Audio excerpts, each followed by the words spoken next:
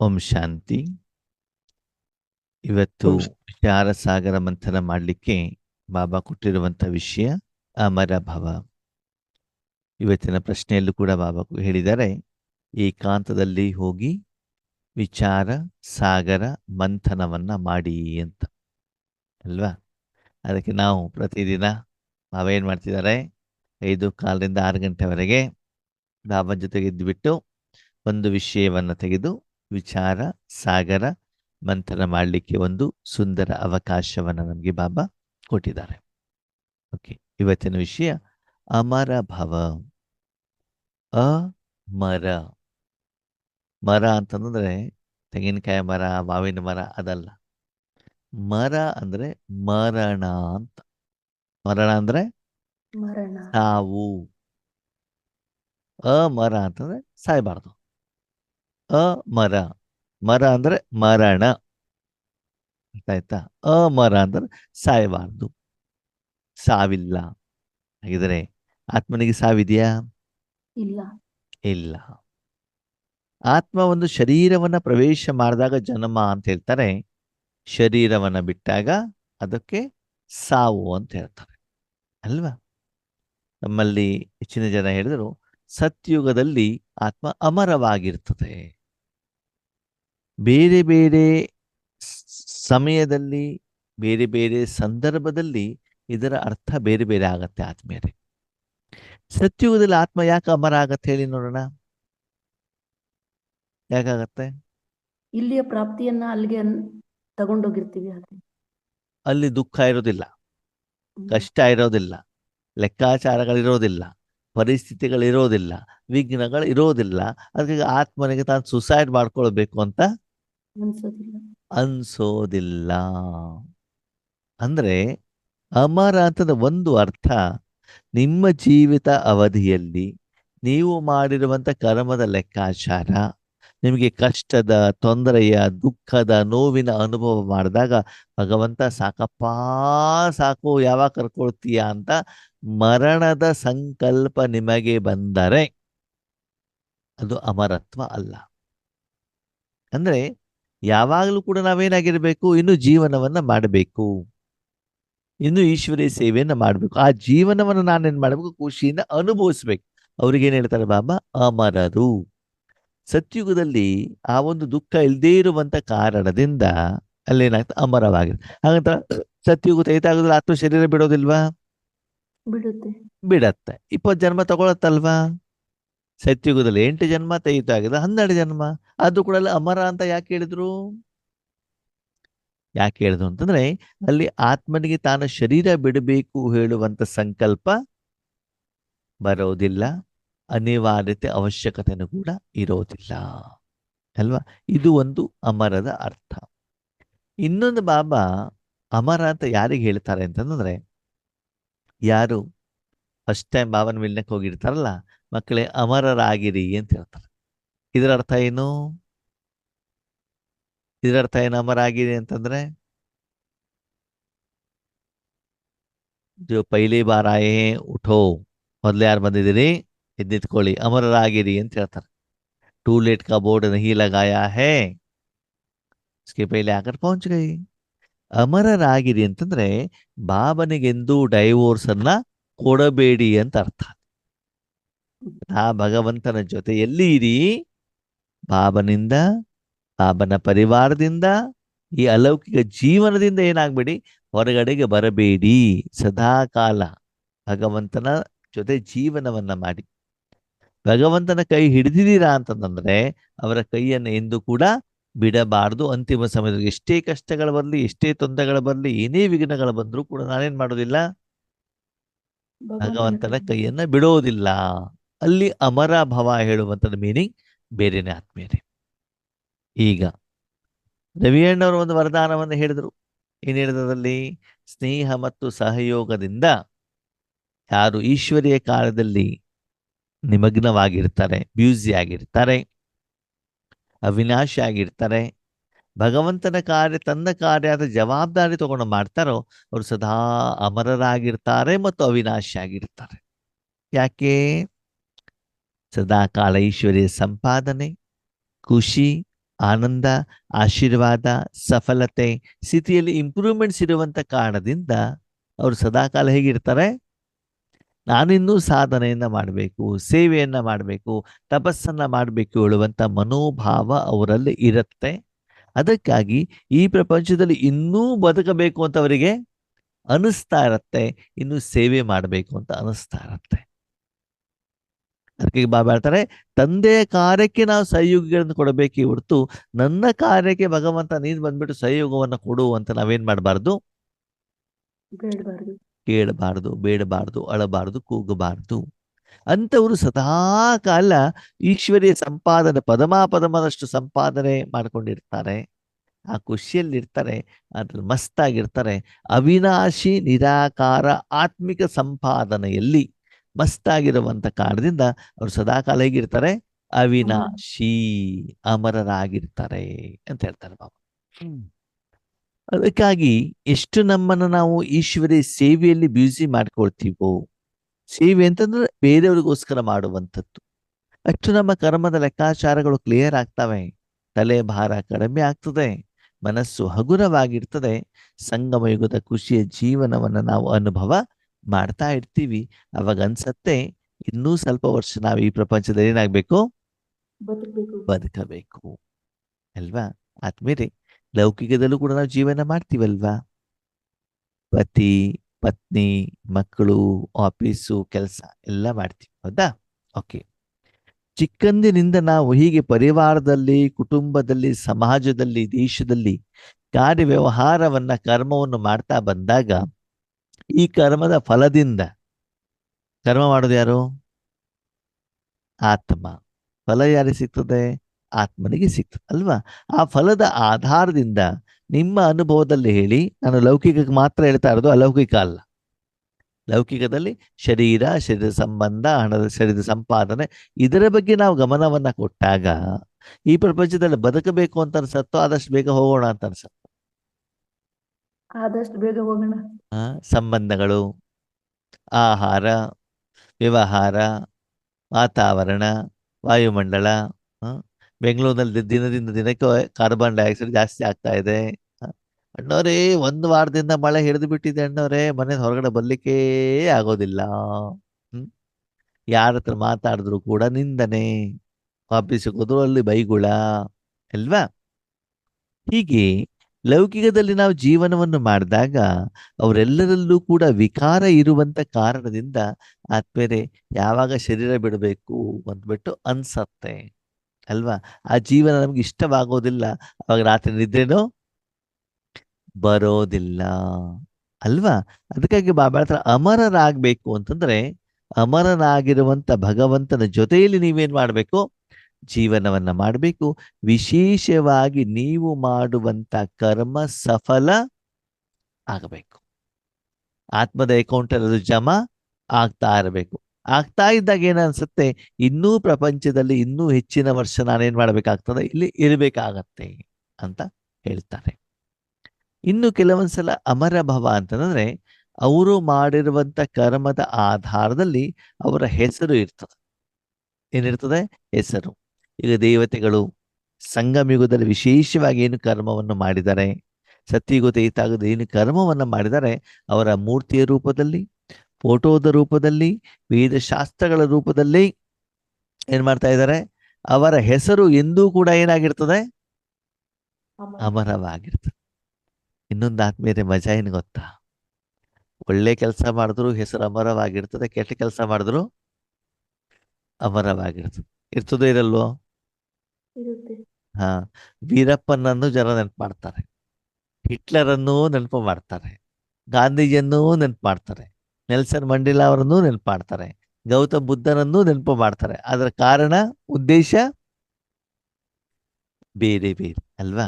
ಯಾರಾದ್ರೂ ನಮ್ಮನ್ನು ಹೊಗಳಿದ್ರು ನಾವು ನೆನಪು ಮಾಡ್ತೀವಿ, ತೆಗೆಳಿದ್ರು ನೆನಪು ಮಾಡ್ತೀವಿ. ಆದ್ರೆ ಯಾವ ಕಾರಣದಿಂದ ಅವರು ಅಮರರಾಗಿದ್ದಾರೆ ಅಂದ್ರೆ, ನೀವು ಕೆಟ್ಟ ಕೆಲಸವನ್ನು ಮಾಡಿ ಅದರಿಂದ ನೀವು ಅಮರರಾದರೆ ವಿಶ್ವದ ಯಾವುದೇ ಮೂಲೆಯಲ್ಲಿ ನೀವಿದ್ರೂ ಕೂಡ ಆ ಕೆಟ್ಟ ಕರ್ಮ ಮಾಡಿದ ಬಗ್ಗೆ ಯಾರು ಸಂಕಲ್ಪವನ್ನ ಮಾಡಿದಾರೋ ಆ ಸಂಕಲ್ಪದ ಪ್ರಭಾವ ನಿಮ್ಮ ಮೇಲೆ ಬೀಳ್ತದೆ.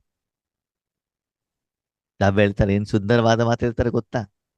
ಸಂಗಮ ಯುಗದಲ್ಲಿ ಭಗವಂತನಿಗೆ ಸಾಧನವಾಗಿ ಭಗವಂತ ನಿಮ್ಮ ಮೂಲಕ ಮಾಡಿರುವಂತ ಕರ್ಮದಿಂದ 5,000 ವರ್ಷನೂ ಕೂಡ ಆ ಒಂದು ಸಹಾಯವನ್ನ ಪಡೆದಿರುವಂತ ಆತ್ಮಗಳು ಮನಸ್ಸಿನಿಂದ ಥ್ಯಾಂಕ್ ಯು ಅಂತ ಹೇಳ್ತಾರಂತೆ. ಅದು ಯಾರಿಗೆ ಬಂದು ತಲುಪತ್ತೆ?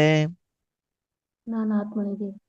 ಯಾವ ಆತ್ಮ ಅವರಿಗೆ ಸಹಯೋಗ ಮಾಡಲಿಕ್ಕೆ ನಿಮಿತ್ತ ಆಗಿದೆಯೋ ಆ ಆತ್ಮನಿಗೆ ಆ ಧನ್ಯವಾದ ಹೋಗ್ಬಿಟ್ಟು ತಲುಪತ್ತೆ.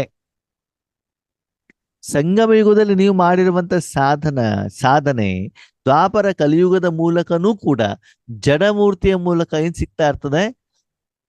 ಅವರಿಗೆ ಶಕ್ತಿ ಸಿಗ್ತಾ ಇರ್ತದೆ, ಅವರ ಸಮಸ್ಯೆಗಳ ಪರಿಹಾರ ಆಗ್ತಾ ಇರ್ತವೆ.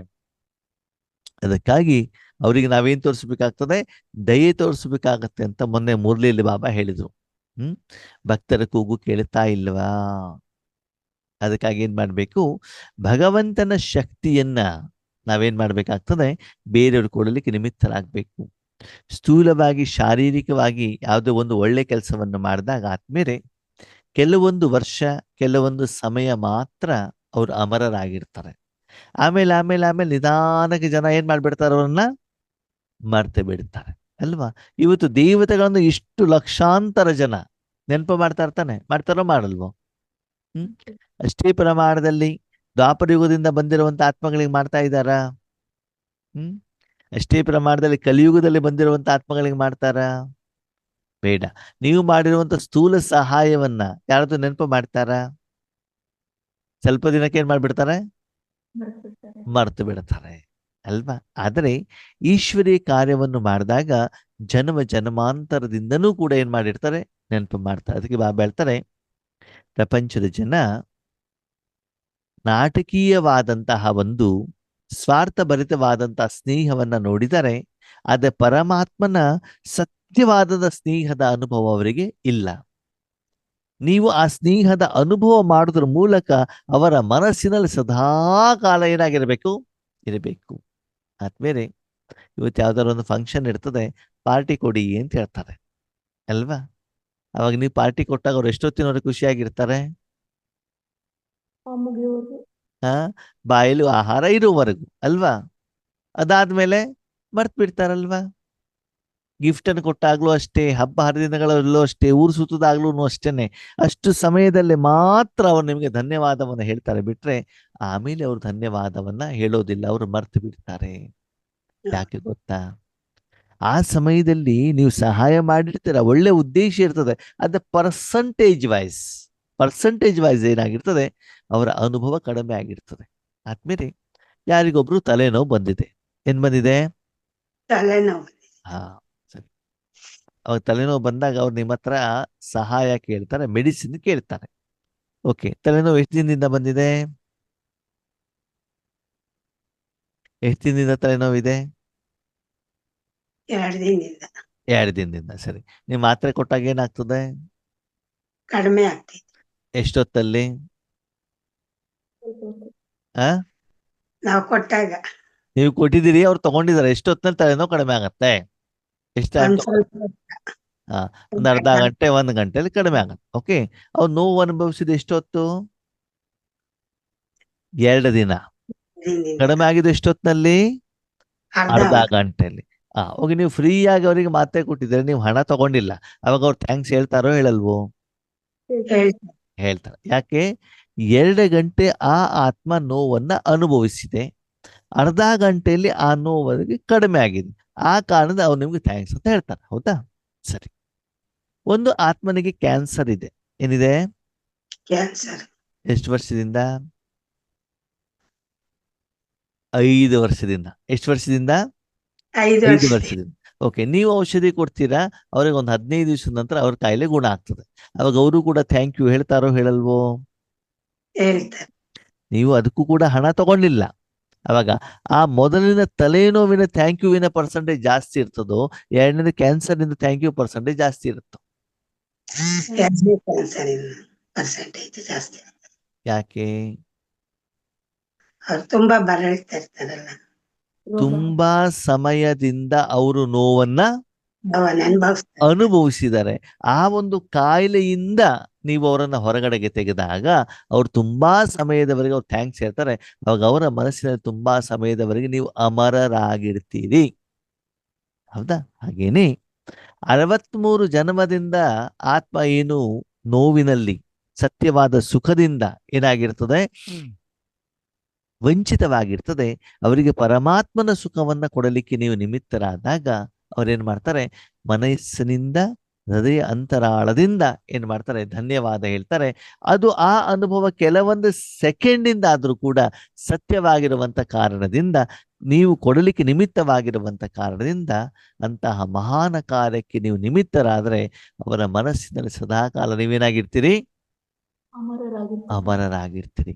ಆದ್ಮೇಲೆ ನಿಮ್ಗೊಂದು ಪ್ರಶ್ನೆ, ಪ್ರಪಂಚದಲ್ಲಿ ನಿಮಗೆ ಬೇರೆ ಆತ್ಮಗಳಿಂದನೂ ಕೂಡ ಸಹಯೋಗ ಸಹಾಯ ಸಿಗತ್ತೋ ಸಿಗಲ್ವೋ? ಸಿಗ್ತದೋ ಸಿಗಲ್ವೋ?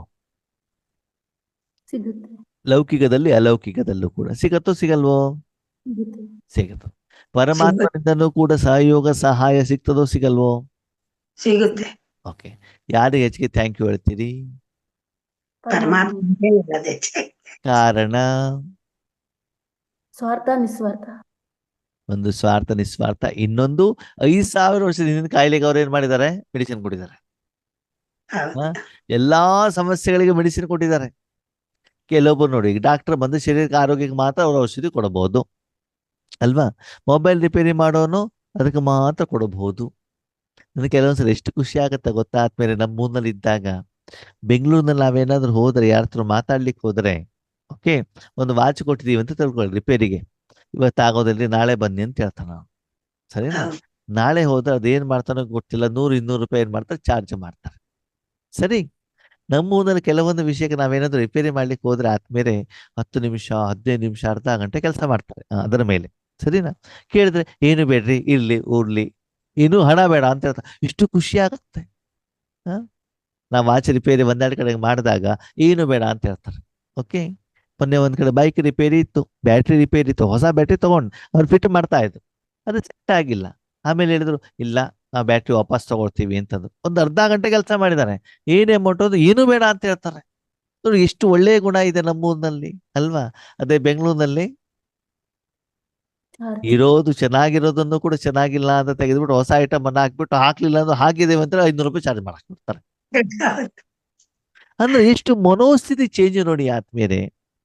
ಓಕೆ, ಕೆಲವೊಂದು ಶಾಪಿಗೆ ನಾವು ಪರ್ಮನೆಂಟ್ ಆಗಿ ಹೋಗ್ತಾ ಇರ್ತೀವಿ, ರೆಗ್ಯುಲರ್ ಕಸ್ಟಮರ್, ಸರಿ, ಅವ್ರು ಈ ಸಲ ತಗೊಂಡಿಲ್ಲ ನೆಕ್ಸ್ಟ್ ಟೈಮ್ ತಗೊಳ್ತಾರೆ. ಕೆಲವೊಂದ್ ಕಡೆ ಫಸ್ಟ್ ಟೈಮ್ ಹೋಗಿರ್ತೀವಿ ಆದ್ಮೇಲೆ, ಆ ಕಸ್ಟಮರ್ ಯಾರು ಅಂತ ನನಗೂ ಗೊತ್ತಿಲ್ಲ, ಅವ್ರಿಗೂ ಗೊತ್ತಿಲ್ಲ, ಆದ್ರೂ ಕೂಡ ನಗನಗ್ತಾ ಮಾತಾಡ್ಬಿಟ್ಟು ಇಲ್ರಿ ಪರವಾಗಿಲ್ಲ ಅಂತ ಹೇಳ್ತಾರೆ. ಎಷ್ಟು ಖುಷಿ ಆಗತ್ತಂದ್ರೆ ಆ ಒಂದು ಆಧ್ಯಾತ್ಮಿಕತೆ ಶ್ರೀಮಂತಿಗೆ ಎಷ್ಟಿದೆ ಸೇವಾ ಮನೋಭಾವ, ಅದು ಖುಷಿ ಕೊಡತ್ತೆ ಅಲ್ವಾ? ಇದು ಆತ್ಮನಿಂದ ಸಿಗುವಂತ ನಮ್ಗೊಂದು ಸಹಾಯ, ಅದರಿಂದ ನಾವು ಎಷ್ಟು ಖುಷಿ ಪಡ್ತೀವಿ. ಆ ಡಿಫ್ರೆನ್ಸ್ ಯಾಕೆ ಗೊತ್ತಾಗತ್ತೆ ಅಂತ ಬೆಂಗಳೂರಿನಲ್ಲಿ ಹೋಗಿ ನೋಡಿದ್ದಕ್ಕೆ ಆ ವ್ಯತ್ಯಾಸ ಗೊತ್ತಾಗತ್ತೆ ಆದ್ಮೇಲೆ. ಚಿಕ್ಕಂದಿನಿಂದ ನಾನು ಇಲ್ಲೇ ಇದ್ದಿದ್ರೆ ಆ ವ್ಯತ್ಯಾಸ ನನಗೇನಾಗ್ತಿರ್ಲಿಲ್ಲ, ಗೊತ್ತಾಗ್ತಾ ಇರ್ಲಿಲ್ಲ ಅಲ್ವಾ? ಹಾಗೆ ಪರಮಾತ್ಮ ನಮ್ಗೇನು ಪ್ರೀತಿಯನ್ನ ಮಾಡ್ತಾರೋ ಅದು ಯಾವುದು, ಅಜರ ಅಮರ ನಿಸ್ವಾರ್ಥ. ಹಾಗೆ ಈಶ್ವರನ ಸೇವೆಯನ್ನ ಮಾಡಲಿಕ್ಕೆ ನಿಸ್ವಾರ್ಥ ಭಾವದಲ್ಲಿ, ನಿಮಿತ್ತ ಭಾವದಲ್ಲಿ ನೀವು ಸೇವೆಯನ್ನ ಮಾಡಿದ್ರೆ ನೀವು ಕೂಡ ಏನಾಗಿರ್ತೀರಿ, ಅಮರರಾಗಿರ್ತಾರೆ. ಅಮರರಾಗಿರ್ತೀರಿ. ಅವರ ಒಂದು ಜೀವನದಲ್ಲಿ ಮೂರ್ತಿಯ ರೂಪದಲ್ಲಿ, ಫೋಟೋದ ರೂಪದಲ್ಲಿ ನಿಮ್ಮನ್ನ ಪೂಜನ, ಗಾಯನ, ವರ್ಣನೆ, ಕೀರ್ತನೆ ಮಾಡ್ತಾ ಇರ್ತಾರೆ ಆತ್ಮೀಯರೇ. ಅದಕ್ಕಾಗಿ 5,000 ವರ್ಷನೂ ಕೂಡ ನೀವೇನಾಗಿರ್ಬೇಕು, ಅಮರರಾಗಿರಬೇಕು. ಅಂತಂದ್ರೆ ಅಂತಹ ಮಹಾನ್ ಕಾರ್ಯಕ್ಕೆ ನೀವು ನಿಮಿತ್ತರು ಆಗಬೇಕು. ಆಗ್ಬೇಕಾಗ್ತದೆ. ಹೀಗೆ ಈ ಪ್ರಪಂಚವನ್ನ ಪಾವನ ಮಾಡೋದು, ಸರ್ವಶ್ರೇಷ್ಠ ಕಾರ್ಯ ಮಾಡೋದು ಭಗವಂತ ಇರುವಂತ ಕಾರಣದಿಂದ ಪೂರ್ತಿ 5,000 ವರ್ಷ ನೀವು ಹೇಗಿರ್ಬೇಕು, ಹೇಗಿರ್ಬೇಕು, ಮಸ್ತಾಗಿ ಖುಷಿಯಿಂದ ಆನಂದವಾಗಿ. ಎಷ್ಟು ವರ್ಷ ಇರ್ಬೇಕು, ಎಷ್ಟು ವರ್ಷ ಇರ್ಬೇಕು ನೀವು? 5,000 ವರ್ಷ. 5,000 ವರ್ಷ ಇರಬೇಕು ಅಂದ್ರೆ ಈಗ ಸಂಗಮ ಯುಗದಲ್ಲಿ ಎಷ್ಟು ನಿರಂತರವಾಗಿ ಈಶ್ವರಿಯ ಜೀವನದಲ್ಲಿ ಈಶ್ವರಿಯ ಶಕ್ತಿಯನ್ನು ನಿಸ್ವಾರ್ಥ ಭಾವದಲ್ಲಿ ನಿರಂತರವಾಗಿ ಕಟ್ಟಾಗದೇನೆ ವಿಶ್ವಕ್ಕೆ ಕೊಡ್ಲಿಕ್ಕೆ ನಿಮಿತ್ತವಾಗಿರ್ತಿರೋ ಅಷ್ಟು 5,000 ವರ್ಷನೂ ಕೂಡ ನೀವು ಹೇಗಿರ್ತೀರ ಆದ್ಮೇಲೆ, ಅಮರರಾಗಿರ್ತೀವಿ. ಖುಷಿಯಾಗಿರ್ತೀವಿ. ಅಮರ ಅಂತಂದ್ರೆ ಕೇವಲ ಶರೀರದಲ್ಲಿ ನಾನು ಇದ್ದ ಮಾತ್ರಕ್ಕೆ ಅಮರ ಅಲ್ಲ ಆದ್ಮೇಲೆ ಆ ಶರೀರದಲ್ಲಿ ಆ ಜೀವನದ ಸುಖವನ್ನ ನಾನೇನ್ ಮಾಡ್ಬೇಕು, ಅನುಭವಿಸಬೇಕು. ಈ ಸಂಗಮ ಯುಗದಲ್ಲಿ ಇಷ್ಟು ಆ ಒಂದು ಈಶ್ವರಿಯ ಸುಖವನ್ನ ಅನುಭವ ಮಾಡ್ತಾ ಹೋಗ್ತಿರೋ, ಬೇರೆಯವ್ರಿಗೆ ಕೊಟ್ಟು ಬಿಟ್ಟು ಈಶ್ವರಿಯ ಸುಖವನ್ನ ಅವರ ಸುಖ ಹೆಚ್ಚಿಗೆ ಆಗ್ಲಿಕ್ಕೆ ನಿಮಿತ್ತರಾಗ್ತಿರೋ, ಅಷ್ಟು 5,000 ವರ್ಷ ನೀವೇನಾಗಿರ್ತೀರಿ, ಅಮರರಾಗಿರ್ತೀವಿ. ಅಮರರಾಗಿರ್ತೀರ. ಶರೀರದಲ್ಲಿ ಎಂಟ್ರಿ ಆದ ತಕ್ಷಣ ಅಮರ ಅಂತಲ್ಲ. ಆದ್ಮೇಲೆ ಕಲಿಯುಗದ ಅಂತಿಮ ಜನ್ಮದಲ್ಲೂ ಕೂಡ ನಾವು ಇಷ್ಟು ಚೆನ್ನಾಗಿದ್ದೀವಿ ತಾನೆ. ಹೌದು. ಚೆನ್ನಾಗಿ 3 ಹೊತ್ತಿನ ಊಟ, ಹಾಕೊಳ್ಳಿಕ್ಕೊಂದು ಬಟ್ಟೆ, ಇರ್ಲಿಕ್ಕೊಂದು ಮನೆ, ಸ್ವಂತದ ಬಾಡಿಗೆದು ಯಾವ್ದೋ ಒಂದು ಇದೆ ತಾನೆ. ಹೌದು. ಆದ್ಮೇಲೆ ಇದ್ರ ಮೊದಲು ನಾವು ಇನ್ನೂ ಚೆನ್ನಾಗಿದ್ವೋ ಇಲ್ವೋ? ಇನ್ನು ಭಗವಂತ ಸಿಕ್ಕಿದ ಮೇಲೆ ನಮ್ಮ ಜೀವನದಲ್ಲಿ ತುಂಬಾ ಪರಿವರ್ತನೆ ಆಗಿದೆ ತಾನೆ. ಹೌದು. ಹಾಗೆ ಪ್ರತಿದಿನ, ಪ್ರತಿ ಕ್ಷಣ, ಪ್ರತಿ ಸಮಯ, ಪ್ರತಿ ಕರ್ಮದ ಫಲದಲ್ಲಿ ನಾವ್ ಹೇಗಿರ್ಬೇಕು, ಮಸ್ತ್ ಆಗಿರ್ಬೇಕು. ಮಸ್ತ್ ಆಗಿರ್ಬೇಕು, ಅಮರವಾಗಿರ್ಬೇಕು. ಎಂದೂ ಮನಸ್ಸಿನಲ್ಲೂ ಕೂಡ ಭಗವಂತ ಯಾವಾಗ ಕರ್ಕೊಳ್ತೀಯಾ ಅಂತ ಏನಾಗ್ಬಾರ್ದು, ಹೇಳ್ಬಾರ್ದು. ಮನಸ್ಸಿನಲ್ಲೂ ಕೂಡ ಬರಬಾರ್ದು ಅಂತ ಹೇಳ್ತಾರೆ. ಅದು ಬಂದಿದೆ ಅಂತಂದ್ರೆ ಏನಾಗಿದ್ದೀರಿ ನೀವು, ಬಂತು ಅಂತಂದ್ರೆ ನೀವ್ಯಾರು, ಮರಣ. ಜೀವಂತ ಶವ ಅಂತ ಹೇಳ್ತಾರೆ. ಏನ್ ಹೇಳ್ತಾರೆ, ಜೀವಂತ ಶವ. ಆತ್ಮ ಶರೀರದಲ್ಲಿ ಇದ್ದೂನು ಕೂಡ ಏನೂ ಪ್ರಯೋಜನ ಇಲ್ಲ. ಹಾಗಿದೆ. ಇವತ್ತು ಈಗಿನ ಪ್ರಪಂಚದಲ್ಲಿ ಜನ ಅಮರರೋ ಶವನೋ? ಶವ. ಶವ. ಸರಿ, ಆದ್ಮೇಲೆ ಪ್ರಪಂಚದ ಜನ ಹೇಗೋ ಆಮೇಲೆ ನೋಡೋಣ. ನೀವ್ ಹೇಗಿದ್ದೀರಿ ಅಂತ ಮೊದಲು ನೋಡ್ಕೊಳ್ಳಿ. ಬೆಳಗಿಂದ ಸಾಯಂಕಾಲದವರೆಗೆ ನಿಮ್ಮ ಜೀವನದಲ್ಲಿ ಅಯ್ಯೋ ಭಗವಂತ ಕಷ್ಟನಪ್ಪ, ಎಲ್ಲಾ ಸಮಸ್ಯೆಗಳು ನಮ್ಮ ತಲೆ ಮೇಲೆ ಬಂದು ಕೂತ್ಕೊಂಡ್ಬಿಟ್ಟಿದಾವೆ, ಯಾವಾಗಪ್ಪ ಕರ್ಕೊಂಡು ಹೋಗ್ತೀವಿ, ಸಾಕಪ್ಪ ಸಾಕು ಅಂತ ಶವ ಆಗಿರ್ತೀರೋ, ಅಥವಾ ಖುಷಿಯಿಂದ ಅಮೃತ ವೇಳೆಯಲ್ಲಿ ಎದ್ಬಿಟ್ಟು ಇನ್ನೂ ಸೇವೆಯನ್ನ ಮಾಡಬೇಕು ಅಂತ ಆ ಉಮ್ಮಂಗ ಉತ್ಸಾಹ ಅರ್ಥ. ಅಯ್ಯೋ ಈ ಯೋಗೇಶನ್ನ ಕರೀತಾರಲ್ಲ, ಅಮೃತ ವೇಳೆ ಮಾಡ್ಲಿಲ್ಲ ಅಂತ ಬೈತಾರಲ್ಲ ಅಂತ ಕಷ್ಟಪಟ್ಬಿಟ್ಟು ಯೋಗ ಮಾಡ್ಲಿಕ್ಕೆ ಬರ್ತಿರೋ, ಅಥವಾ ಖುಷಿಯಿಂದ ಸಂಪಾದನೆ ಮಾಡಿಕೊಂಡು ಈಶ್ವರೀಯ ಸಂಪಾದನೆಯಲ್ಲಿ, ದಾನದಲ್ಲಿ ಮಸ್ತರಾಗಿದ್ದೀರೋ ಅಂತ ಏನ್ ಮಾಡ್ಕೊಳ್ಳಿ, ಚೆಕ್ ಮಾಡ್ಕೊಳ್ಳಿ. ಅದಕ್ಕೆ ಮಾಡ್ತಾರೆ ಅಮರ ಭವ ಅಂತಂದ್ರೆ ಎಂದಿಗೂ ಕೂಡ ವಿಶೇಷವಾಗಿ ಸಂಗಮ ಯುಗದಲ್ಲಿ ಕನಸು ಮನಸ್ಸಿನಲ್ಲಿ ನಾನು ಶರೀರ ಬಿಡಬೇಕು, ಈ ಪ್ರಪಂಚದಿಂದ ದೂರ ಆಗ್ಬೇಕು, ಯಾವ ವ್ಯಕ್ತಿ ವಸ್ತು ದೂರ ಆಗ್ಬೇಕು ಅಂತ ನಿಮ್ಮ ಮನಸ್ಸಿನಲ್ಲಿ ಬರಬಾರ್ದು. ಅನಿಸಬಾರದು. ಅಷ್ಟು ನೀವೇನಾಗಿರ್ಬೇಕು, ಖುಷಿಯಾಗಿರ್ಬೇಕು. ಓಕೆ, ಭಗವಂತ ಎಲ್ಲಿಗೆ ಬರ್ತಾರೆ, ಎಲ್ಲಿ ಕೆಸರಿದೆ, ಕೊಳಕಿದೆ, ದುಃಖ ಇದೆ, ಸಮಸ್ಯೆ ಇದೆ, ಅಲ್ಲಿಗೆ ಬರ್ತಾ ಇದ್ದಾನೆ ಭಗವಂತ. ಬರ್ತಾರೆ. ಬಂದ್ಬಿಟ್ಟು ಏನ್ ಮಾಡ್ತಾರೆ, ಅದನ್ನು ಪಾವನ ಮಾಡ್ತಾರಲ್ವಾ. ಅಂದ್ಮೇಲೆ ಆದ್ಮೇಲೆ ನೀವಿರುವಂತ ಸ್ಥಳ ಪತಿತಾನೆ, ಅದ ನಿಮ್ಮಿಂದ ಅದೇನಾಗ್ಬೇಕು, ಪಾವನ ಆಗ್ಬೇಕು. ಸೂರ್ಯ ಭೂಮಿಗೆ ಬರೋ ಮೊದ್ಲು ಹೆಂಗಿರ್ತದೆ, ಇಲ್ಲಿ ಕತ್ತಲಿರ್ತದ ತಾನೆ. ಅಲ್ಲಿ ಹೌದು. ಸೂರ್ಯ ಬಂದ್ಮೇಲೆ ಏನಾಗ್ತದೆ, ಬೆಳಕು ಬರುತ್ತೆ. ಬೆಳಗ್ತದೆ. ಹಾಗೆ ನಿಮ್ಮ ಜೀವನ, ನಿಮ್ಮ ಕರ್ಮ ಪ್ರತಿದಿನ ಅಮರತ್ವದ ಕಡೆಗೆ ಇರಬೇಕೇ ಹೊರತು ಮರಣದ ಕಡೆಗೆ ಇರಬಾರ್ದು. ಹೋಗಬಾರದು. ಅವಿನಾಶಿ. ಅದಕ್ಕಾಗಿ ನೀವೇನು ಸಾಧನೆ ಮಾಡ್ತೀರಿ, ಏನು ಸಂಪಾದನೆ ಮಾಡ್ಕೊಳ್ತೀರಿ, ಏನ್ ಜಮಾ ಮಾಡ್ಕೊಳ್ತೀರಿ, ಅದು ಯಾವಾಗಲೂ ಕೂಡ ಅವಿನಾಶಿ ಆಗಿರ್ಬೇಕು, ನಿಮಗೂ ಕಲ್ಯಾಣಕಾರಿಯಾಗಿರ್ಬೇಕು, ಬೇರೆಯವ್ರಿಗೂ ಕಲ್ಯಾಣಕಾರಿ ಆದಾಗ ಇನ್ನೂ ನಾನು ತುಂಬಾ ವರ್ಷ ಏನಾಗಿರ್ಬೇಕು, ಜೀವನ ಮಾಡ್ಬೇಕು. ಅನ್ಸ್ಬೇಕು. ಅದಕ್ಕಿಂತ ಮುಖ್ಯವಾಗಿ ನನ್ನ ಪೂರ್ತಿ ಸಂಗಮ ಯುಗ ಇದೇ ಶರೀರದಲ್ಲಿ ಮುಗಿಸ್ಬೇಕು ಅಂತ ಸಂಕಲ್ಪ ಇರಬೇಕು. ಯಾಕೆ ಯಾಕೆ ಇನ್ನೊಂದ್ ಶರೀರ ತಗೊಂಡ್ಬಿಟ್ರೆ ಸ್ಕೂಲಿಗೆ ಹೋಗ್ಬೇಕಲ್ವಾ, ABCD ಕಲಿಬೇಕಲ್ವಾ, ಅವಾಗ ಈ ಸುಖ ಎಲ್ಲಿರ್ತದ ನಮ್ಗೆ, ಈ ಸಾಧನೆ ಹೆಂಗ್ ಮಾಡ್ಲಿಕ್ಕೆ ಆಗತ್ತೆ? ಇಷ್ಟು ವರ್ಷ ಸಾಧನೆ ಮಾಡಿದ್ಮೇಲೆ ಇವಾಗ ಇಷ್ಟು ಸ್ವಲ್ಪ ಸೇವೆ ಮಾಡ್ತಿದೀವಿ, ಇನ್ನು ಬೇರೆ ಶರೀರ ಪಡ್ಕೊಂಡು ಅಲ್ಲಿ ಪ್ರವೇಶ ಮಾಡಿ ಅಲ್ಲಿ ಕರ್ಮದ ಜೊತೆಗೆ ಲೆಕ್ಕಾಚಾರ, ಸ್ಕೂಲು, ಆ ಟೆನ್ಷನ್ ಎಲ್ಲ ಮಾಡಿದ್ರೆ ಅವಾಗ ಸಾಧನೆ ಮಾಡ್ಲಿಕ್ಕೆ ಆಗತ್ತಾ? ಆಗಲ್ಲ. ಹಾಗಲ್ಲ ತಾನೆ. ಅದಕ್ಕಾಗಿ ಈ ಶರೀರದಲ್ಲಿ ನಮ್ದೆಲ್ಲ ಲೆಕ್ಕಾಚಾರ ಕ್ಲಿಯರ್ ಮಾಡ್ಕೊಂಡು ಕ್ಷಣ ಕ್ಷಣನೂ ಕೂಡ ಬೇಯದಿನ ಸೇವೆಗೆ ನಿಮಿತ್ತರಾಗಿ ಈಶ್ವರಿ ಸುಖವನ್ನ ಏನ್ ಮಾಡ್ಬೇಕು, ಮಸ್ತಾಗಿ ಯಾರು ಅನುಭವ ಮಾಡ್ತಾರೋ ಅವರು ಕೆಸರಿನಲ್ಲಿ ಇರುವಂತ ಕಮಲದ ರೂಪದಲ್ಲಿ ಸದಾ ಕಾಲ ಹೇಗಿರ್ತಾರೆ, ಖುಷಿಯಾಗಿರ್ತಾರೆ. ಅಮರರಾಗಿರ್ತಾರೆ. ಅಂದ್ಮೇಲೆ ಅಮರ ಅಂತಂದ್ರೆ ಏನು, ಎಂದೂ ಕೂಡ ಶರೀರ ಬಿಡುವಂತಹ, ಪ್ರಪಂಚದಿಂದ ದೂರ ಆಗುವಂತ, ವ್ಯಕ್ತಿಯಿಂದ ದೂರವಾಗುವಂತ, ಕರ್ಮದಿಂದ ದೂರ ಆಗುವಂತ ಸಂಕಲ್ಪ ನಿಮ್ಮ ಮನಸ್ಸಿನಲ್ಲಿ ಬರಬಾರ್ದು. ಬರಕೂಡದು. ಬಂತು ಅಂತಂದ್ರೆ ಏನರ್ಥ? ನೀವು ಎಲ್ಲಿ ಹೋಗ್ತಿದ್ದೀರಿ? ಮಣ್ಣದ ಕಡೆ. ಮರಣದ ಕಡೆಗೆ ಹೋಗ್ತಾ ಇದ್ದೀರಿ.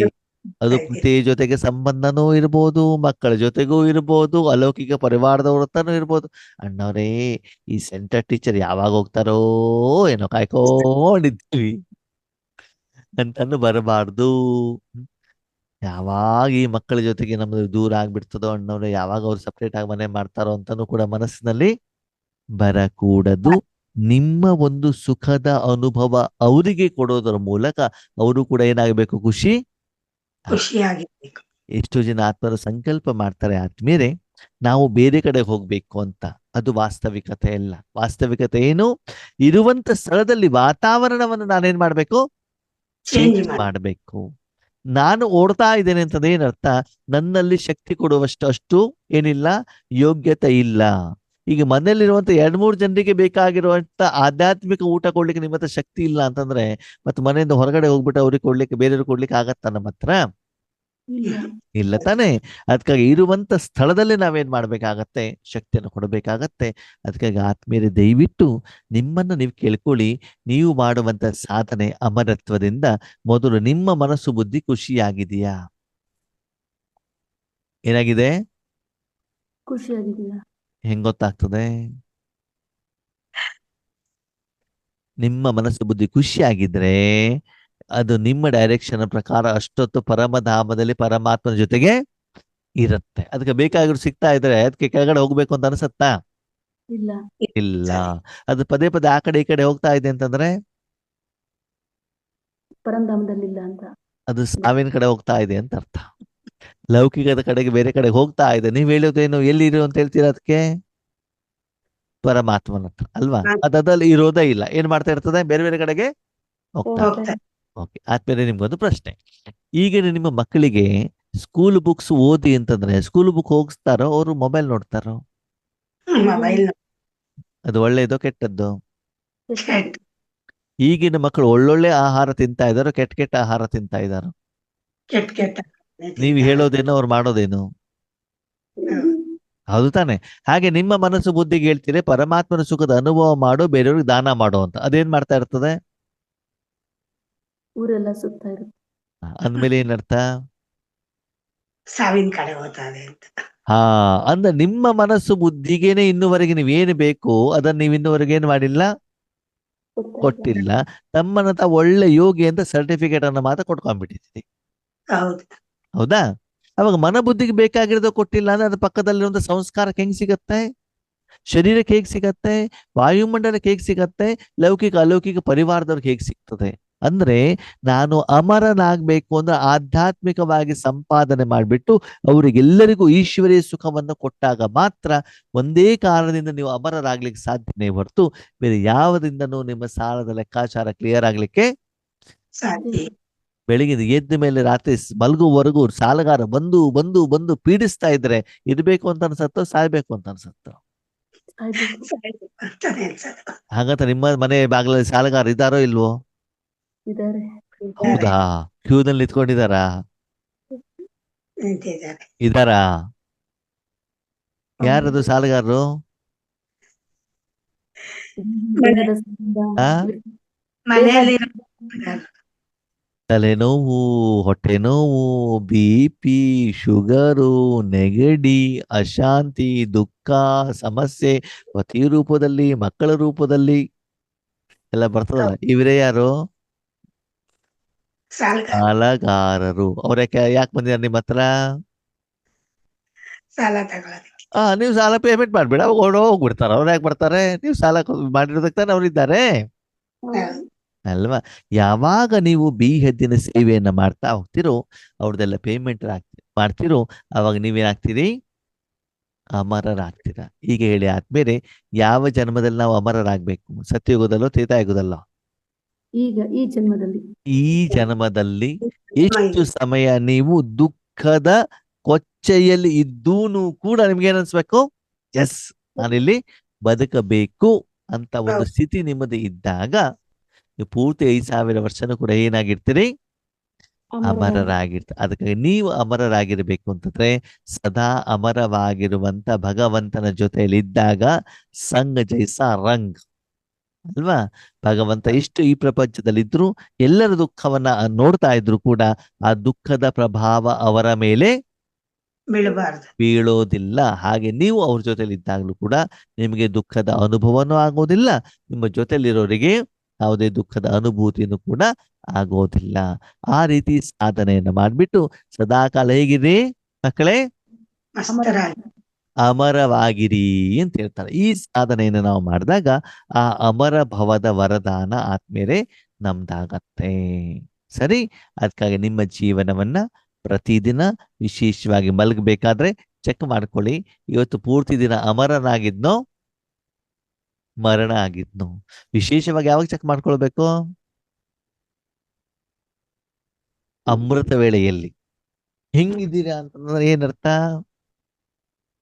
ಮರಣ ಬಂದ್ಬಿಟ್ಟಿದೆ ಅಂತ. ಸರಿಯಾಗಿ ಎಚ್ಚರ ಆಗಿದ್ರೆ ಕಣ್ಣು ಬಿಡ್ಕೊಂಡು ಕೂತ್ಕೊಂಡಿದ್ದೀರಿ ಅಂತಂದ್ರೆ ಅಮರ. ಅಮರರಾಗಿ ಮಜಾ ಏನು ಗೊತ್ತಾ? ಕಣ್ಣು ಬಿಟ್ಕೊಂಡು ಯಾವಾಗ ಕೂತ್ಕೊಂಡಿರ್ತಾರೆ ಅಂದ್ರೆ ಮನೇಲಿ ಸಮಸ್ಯೆ ಬಂದಾಗ ಬಾಬಾ ಸಮಸ್ಯೆ ಪರಿಹಾರ ಮಾಡಪ್ಪ ಅಂತ ಆವಾಗ ಕಣ್ಣು ಬಿಡ್ಕೊಂಡು ಕುಂತಿರ್ತಾರೆ. ಆ ಕಣ್ಣು ಹೌದು. ಬಿಡೋದಲ್ಲ ನಾನು ಹೇಳಿದ್ದು. ಕಷ್ಟ ಬಂದ್ಬಿಟ್ಟು ಬಾಬನಿಗೆ ಕಷ್ಟ ಎಕ್ಸ್ಪ್ಲೇನ್ ಮಾಡೋದಕ್ಕೆ ಕಣ್ಣು ಬಿಡೋದಲ್ಲ. ಈಶ್ವರಿಯ ಸುಖದಲ್ಲಿ ಏನ್ ಮಾಡ್ತಾ ಇರ್ಬೇಕು? ಕಣ್ಣು ಬಿಟ್ಕೊಂಡಿರ್ಬೇಕು. ಆಧ್ಯಾತ್ಮಿಕ ಸಂಪಾದನೆಯಲ್ಲಿ ಇರಬೇಕು. ಒಳಗಡೆಯಿಂದ ಮಸ್ತ್ ಆಗಿರ್ಬೇಕು. ಅವ್ರಿಗೆ ಏನ್ ಹೇಳಲಾಗ್ತದೆ? ಅಮರ. ಸದಾ ಅಮರರು. ಓಕೆ, ಅಚ್ಚಾ, ಓಂ ಶಾಂತಿ.